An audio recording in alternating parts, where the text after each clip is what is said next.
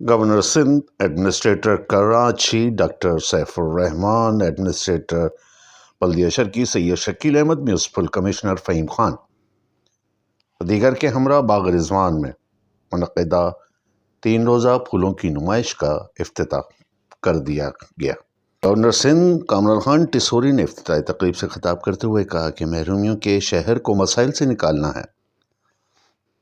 آج جتنے پھول کھلے نظر آ رہے ہیں، اس طرح شہر کو پروان چڑھانا ہے۔ پھولوں کی نمائش دیکھ کر امید کی کرن دکھائی دی ہے۔ جو اچھائی کی طرف چلے گا، اس کے ساتھ کھڑے ہوں گے۔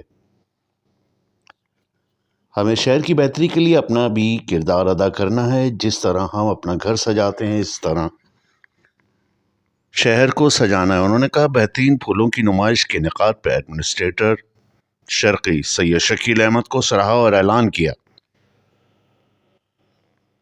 کہ بہترین پھولوں کی نمائش کے انعقاد پر نمائش کا انعقاد کرنے والے مالیوں کے اعزاز میں گورنر ہاؤس میں عشائیہ دیا جائے گا۔ ایڈمنسٹریٹر کراچی سیف الرحمان نے اس موقع پہ کہا کہ ہر ایک کو نباتات کے بارے میں آگاہ کرنا ضروری ہے۔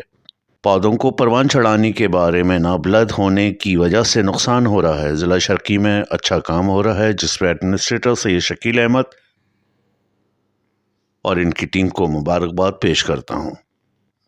ایڈمنسٹریٹر ڈی ایم سی سید شکیل احمد نے اس موقع پر کہا کہ حقیقت ہے کہ عوامی گورنر کے آنے کے بعد ہر قسم کا ماحول تبدیل ہوا ہے اور چیزیں بہتری کی طرف جا رہی ہیں۔